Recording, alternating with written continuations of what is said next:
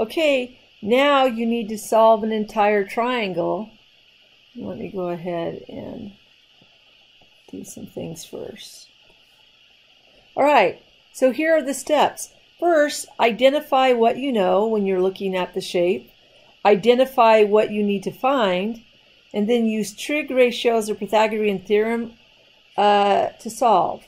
So again, here are the steps. Identify what you know, identify what you need to find, and use the ratio. So this is what I would expect to see on your paper. So this is what we know. Notice I said this is what we know. I want to see that on your paper.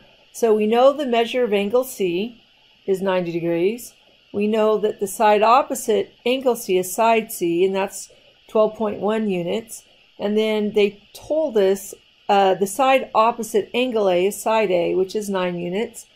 So that means what we have left to find is the measure of angle A, the measure of angle B, and side B. Well, you can find the side by using Pythagorean. So we know the hypotenuse. So we're going to use the alternate method. So instead of a squared plus b squared is equal to c squared, we're going to subtract the b squared from both sides. And that's how we're going to find one of the sides. So we're given the hypotenuse, 12.1. We're going to square it. Subtract 9 squared. And when you do that, type that into your calculator, you're going to get 65.41. You're going to take the square root of that, and that gives you that side B is about 8.1. So that tells us that. Well, now we can just use trig ratios. So look at what we have. So if this is 8.1, if we want to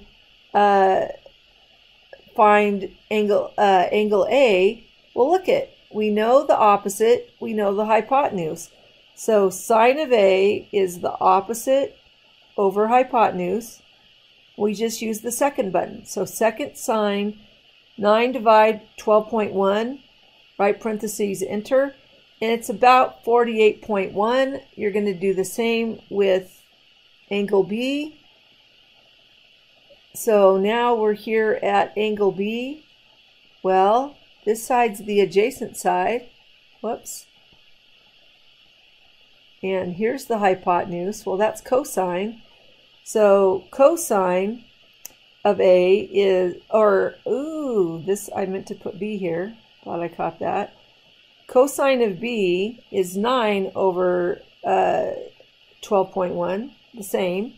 So second cosine 9 divided by 12.1, it gives you 41.9 degrees. That's about what it is.